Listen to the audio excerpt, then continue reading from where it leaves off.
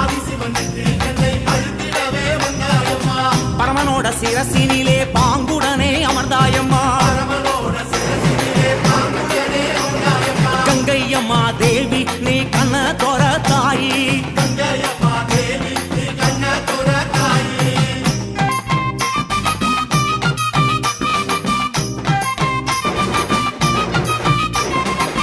ஏழு கடல் சீமையெல்லாம் சூழ வந்தாய் கங்கையம்மா. அம்மா ஆறு குளங்களிலே அழகு நதி ஓடையிலே